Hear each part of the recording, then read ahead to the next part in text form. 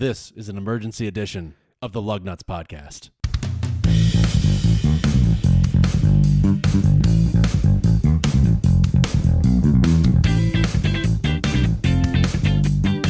Okay, what happened today, Sam? Big news, big news. You know, we had to get this out tonight because much like when Rivian released their trucks, we had to do a special emergency episode. Mm-hmm. Today, after over 6 years of learning about this project starting, Toyota has finally released the official Toyota Supra. Indeed, yes. We've all been waiting with bated breath. Though there's been a lot of teaser photos. I think maybe I retweeted one to one of our. I think we have a new follower actually. We maybe retweeted a photo that I saw of the thing in camouflage on a truck. But now we see it in bare sheet metal. Detroit Auto Show. It's out. Yeah, this is the official thing. I almost feel like it was like this. It's been like this strip tease for several years. Like I was kind of getting sick of the little teaser, pictures and things like that. I'm like, really? Just take it off. Let's do this. Yeah, that's why I don't go to strip clubs anymore. So now it's unveiled. Let's talk a little bit about the statistics. First, just for our listeners who weren't aware of this, this was co-developed with BMW. Yes. This is essentially shared parts with the BMW Z4, the new Z4. They essentially, for the Toyota, are using like BMW's engine, transmission, air conditioning system. If you look at their iDrive, I mean, iDrive is in there. It's all the stuff that kind of makes her chooch. You know what I mean? All the components under the hood that are, which like the layout from that perspective, like that's a great company to kind of follow suit with. For sure. And for them to be able to, in the things I've been reading. They wanted a straight six engine. They no longer have a straight six engine in any of their cars. I'm talking about Toyota. Right. And that was the engine that was in the Supra, the previous generation. Yeah, it was that inline six. Yep. Yep. So they wanted a straight six, and BMW had that, and as I understand it, BMW wanted some of the hybrid technology that Toyota has developed. They're kind of the gurus in that. Yeah. So this was a partnership. If you will. A marriage of convenience, as I like to call it. Yes. Now, the externally, like it looks quite a bit different from the Z4. And quite a bit different from the previous Supra. I thought maybe that they would have, had some more lines or kind of like a little bit of an homage to the original smooth lines of the original Supra. But no, they kind of went in a different direction, it seems. They did. I mean, it kind of, I don't know, it feels more modern to me. If they would have gone with that design was awesome in the 90s, and they're still cool when you see them, but this is more modern. This is more up to date. This kind of makes more sense. I think this has got to be one of the best looking cars from like the side profile, because the roof line down to the back of the car is stunning. It's just gorgeous. So before we started recording, I was looking on a couple automotive threads on Reddit and whatnot, trying to get a sense of what the feeling was about the way this car looks. And as far as I can tell, super polarizing. I don't see a lot of lukewarm response. Maybe you shouldn't expect lukewarm response to anything on the internet, because it's, brings out the people who are passionate about their viewpoints. One way or the other. Yep. One way or the other, whether right or wrong or whatever. But it seemed like, just from what I could kind of peruse and glance at, it was kind of 50-50. It was what it looked like. Some people just loved it and some people just hated it. Personally, I like it. I like the way it looks. I love the fact that they took some chances. Yeah. We often talk on this show about this sort of blanding down all of these designs. They're just very meh, Totally. They didn't do that with this car. Like, they took some chances. I mean, the front, I don't totally love the front. And I don't totally love it from the back. It might grow on me, but like, at least it's not bland. At least it's unique. It's got some cool lines to it. So hats off to Toyota for that. Yeah, I do like the back. I like the whole thing all the way around. I think, like you said, it makes a statement, and I like that. Yeah. Let's talk about the stats. This is the one in the U.S. is only going to come with the turboed inline six, which is the 3-liter turbo 6 single turbo, right? Single turbo from BMW, which they share with the Z4. Ironically, the power output for the Supra is 335 horsepower with 365 foot-pounds of torque. Okay. What's interesting is, what do you think the horsepower for the Z4 is? It's more, maybe a little bit more. It's 382. Okay, so BMW is holding it back a little bit, maybe on Toyota. Yeah, and it's interesting when they interviewed the guy at the auto show today, who was sort of like I don't want to say the godfather, but he's been overseeing this project since 2012, and he was a little coy about why that is. Oh, we felt like that number was it fit in with our chassis and blah blah blah. It's like, no, BMW said like, look, you can have this, but it can't have as much power as ours. Yeah, we're gonna tune ours with 50 more horsepower or whatever. This is, a lot. It's sort of like the Camaro Corvette thing. It's like, you can have the same engine, but yours is detuned. Yeah. Because we don't want, again, like every car manufacturer does this. Porsche does it with the 911 because with the Cayman and the Boxster. They don't let those have as much power as the 911 because they don't want cannibalize their sales. Yeah. Yeah, exactly. But it is a little interesting. The interesting comment I saw on the internet, on Twitter, from Tyler Hoover, who's got Hoovy's Garage, great YouTube channel.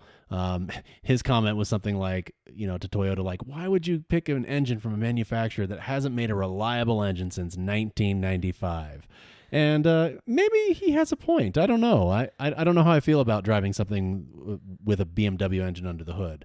That's interesting. On the flip side of that, you have an Autoblog post from James Riswick. I hope I didn't say your name wrong, James.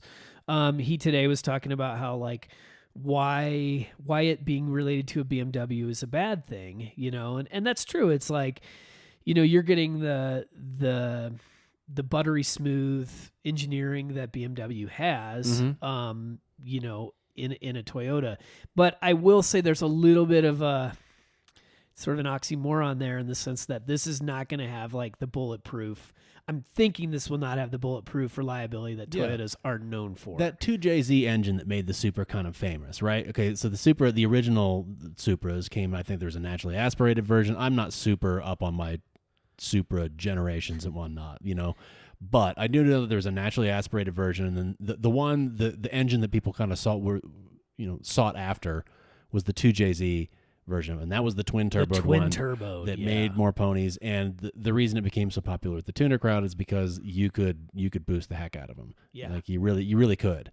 And I don't see this car. I mean, and maybe it's just because of electronics and other engine management systems have evolved to the point where that's going to be less possible for people going forward, due to emissions and a lot of other things. Yeah, I don't possibly. It is interesting though, because that brings up the question: is this going to have the cult following from the tuner crowd that the previous generation had? Time will tell on that one. It's hard to make predictions. I just don't know enough about modern BMW engines and modifications, to be able to answer that. Yeah. True. In the olden days, it was you'd slap on a bigger turbo, now it's almost all computerized, tuning, reflashing the computer and things like that. So yeah, like you said, time will tell if the tuner crowd, I was reading another article where they're like, oh, we hope the tuner crowd embraces this. And I don't think we're going to see, yes, initially we're going to see it from these people that get the early ones, and the YouTube stars and whatnot who go out and do all this stuff to it initially. Mm-hmm. But I think the bulk crowd that ends up tuning these will be the people that pick them up 5 years old. Maybe. I mean, as a quick digression, I think they were probably hoping for the same tuner crowd to embrace the Subaru BRZ/Toyota 86 several years ago after developing that, and it doesn't seem to have happened. I know that was in their minds, from interviews that I read at the time, and it just doesn't seem to have happened. Who knows? Yeah, but maybe this one is because it's that was more of a in the vein of a Mazda Miata type of car. Right. It's kind of for the masses. Maybe it was the wrong time. Maybe they just I'm not sure why that one didn't take off. Yeah. But my thinking with this one is, possibly you're going to have some people who were fans of it, when they were teenagers who now can afford one brand new, Yeah, so let's talk about pricing a little bit. You pointed out an interesting statistic that showed the price in today's dollars of the original Supra. What was that again? The price in today's dollars would be $80,000. That's a lot of. Well, and that's where I think, when cheese. I remember when I was 16 and, when the A80, which is the previous gen's like internal name, I remember like thinking, yeah, that car's cool, but who's going to pay that much money? Yeah. And it wasn't $80,000 then. It would be $80,000 today. Right, in today's money. But this thing is a freaking bargain compared to that. Yeah. It's going to start at almost $51,000 for Right. the base model. And then they said there's like the premium packaged one, which is like what, $56,000, I think. Bells and whistles, outdoor 60. Yeah, 60 fully loaded, basically. So they were, another thing I read that said that they were kind of aiming for competition-wise. Maybe, I don't know if they're benchmarking is the right term here, but what they think of their competitor as is the Porsche Cayman / Boxster. And that starts, I think those start, I want to say 55, but really you can't get a real world example for under probably 70 new. So no, never from a dealer lot will you find one that's a stripper. You have to. Yeah, you'd have to special order. You'd have to. The other little fun fact to this that goes along with the Z4, and we talked about the Z4, I think, in our last podcast. This will also be built in Austria. Yeah, in Graz. So this is that manufacturer that essentially is contracted to build cars. Yeah. So they're going to build the Z4 and they're going to build the Supra. So another thing I think that will probably drive up the interest in this car is going to be the limited availability. Yeah. I've got to think that they're not going to churn these things out like they do Corollas. No, they probably want a bit of a premium on them, or at least a bit of a mystique at first. What do you think about the lack of manual transmission? No, not even plans. Boo, not even no even like hey, maybe we'll do it. And like no, straight up like this is an automatic transmission. No, I'm guessing that had a lot to do with the fact that I don't think BMW has a manual for this, so they'd have to develop their own transmission because. And then we talked about the fact that every time a manufacturer brings a car into the United States, they have to certify every version of that car. Right. Trim line / transmission format. So, you throw the manual in there, you throw the extra, and then they're just looking at it from a number sense. They're thinking, most of the people buying this are going to get the automatic. It is an automatic. It's not a dual clutch. It's just going to be an automatic. So a torque converter down there, huh? Yeah, I mean, in today's world, that transmission it's fantastic. Don't get me wrong. Like it's butter. Is it the same thing in a $60,000 car though? I don't know. Like you can get a 370Z, right? I mean. Yeah, with rev matching, manual, and flappy pedal, dual clutch, or just a straight up manual. Like, come on. On That's from Nissan. On the flip side, the GTR has never been in a manual. Oh, that's true.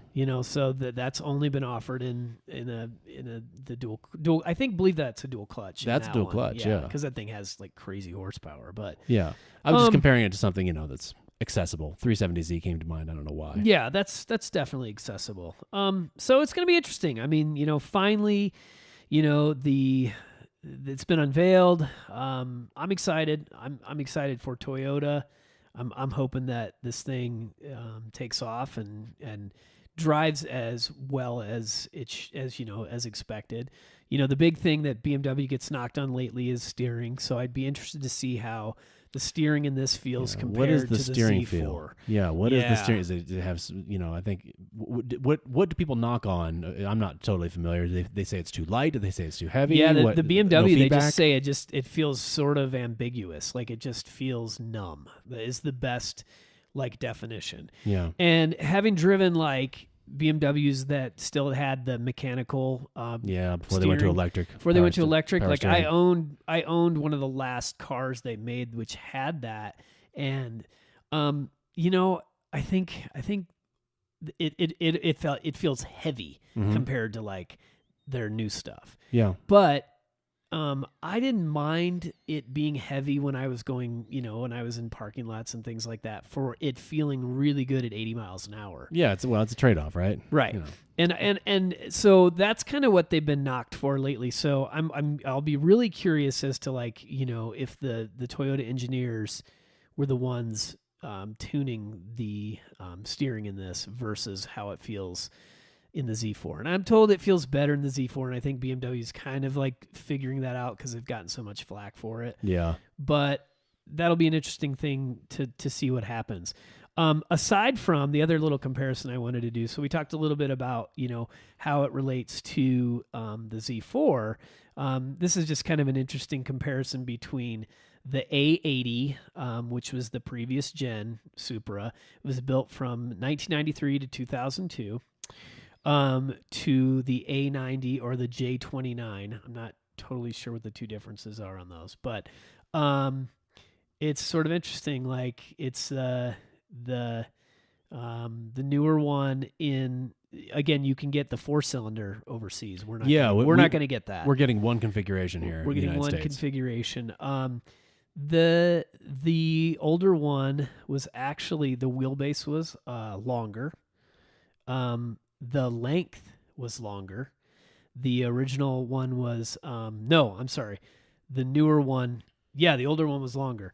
The length of the old car was 4,515 millimeters, or in America speak, 177.8 inches, where the new one is 174, which is, I think that's cool. Like the rare case of cars getting smaller over time. A car got smaller. Exactly. The weight for the new one, it's like 3,300 pounds. Yeah, anywhere from 31, and that's going to be for the 4-cylinder that we don't get. But 30. So let's just say 3,351 is the weight.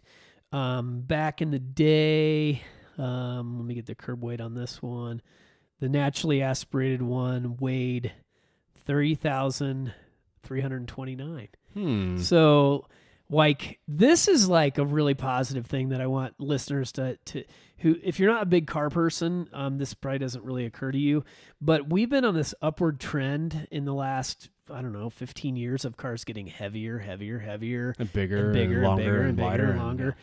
That's what you said. I think we finally hit the plateau, and it's like we're going with materials and things like that. And I mean, think about all the safety features this has that the original one didn't. I mean, the original one had like an airbag that would like kill you if it went off. Yeah, right.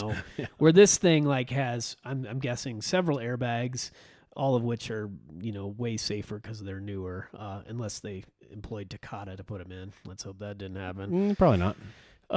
But anyway, I just thought those were some interesting statistics. And then again, just to remind the listeners, $80,000 in today's money. For the old one. For the old one. $60,000 in today's money for the new one. And that's it's a bargain. It's a bargain. So, anything else you want to talk about with the Toyota? Not off the top of my head. The only other thing that came to mind has been forgotten. So, okay.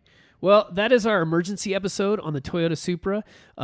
You can check them out on Autoblog, Jalopnik, all your favorite car websites. But give it a look, and we're interested to see when it actually lands at dealers. See you next time.